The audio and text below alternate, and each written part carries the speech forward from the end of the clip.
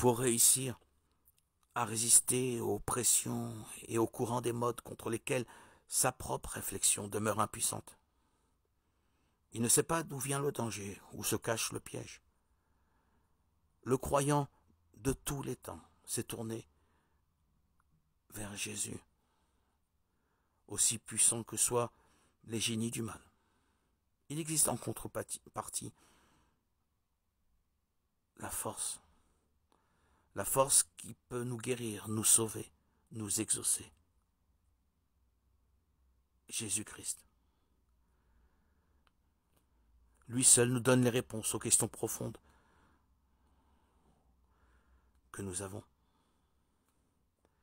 Il nous apprend à lire sa parole sacrée et adapter notre situation précise aux vérités éternelles.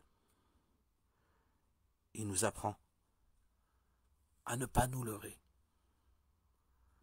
Au temps d'Assuérus, le mythe d'Amalek s'était répandu à un tel point qu'il avait contaminé toutes les consciences de la génération.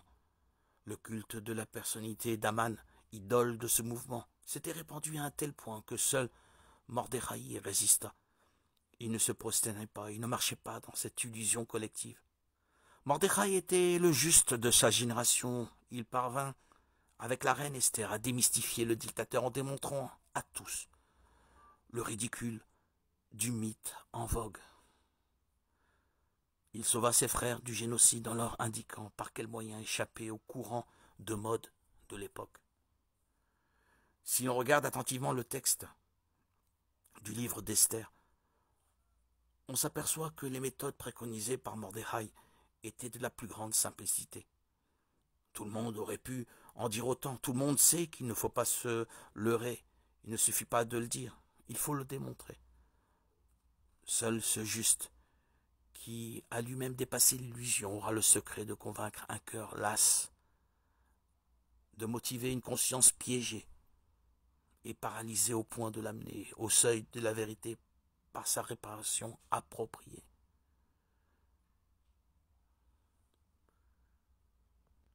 Aujourd'hui, nous avons le Seigneur. Il existe, il est bien vivant.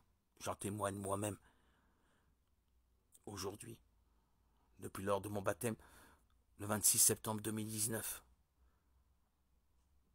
moi qui suis mort à mon ancien homme que j'étais, lorsque j'étais plongé dans le lac de ma ville et baptisé au nom de Jésus, j'ai ressuscité avec cette vie nouvelle que le Christ m'a proposée.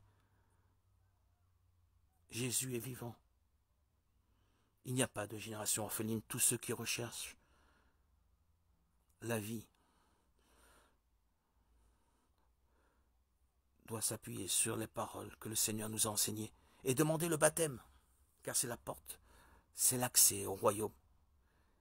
C'est le moyen, le seul moyen pour pouvoir reconnaître dans sa vie que le Christ est bien vivant. Il est vivant aujourd'hui aussi, encore et toujours pour tous ceux qui le connaissent. Il se révèle à ceux qui croient qu'il est notre Seigneur et notre Sauveur et qu'il est venu nous racheter de nos péchés. Restons toujours et demeurons toujours avec ce guide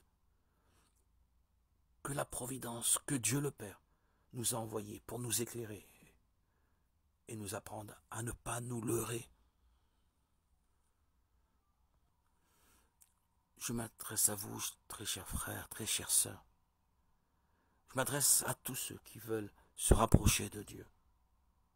Le trésor, les valeurs spirituelles, les qualités, les forces se trouvent en chacun d'entre nous, en nous-mêmes.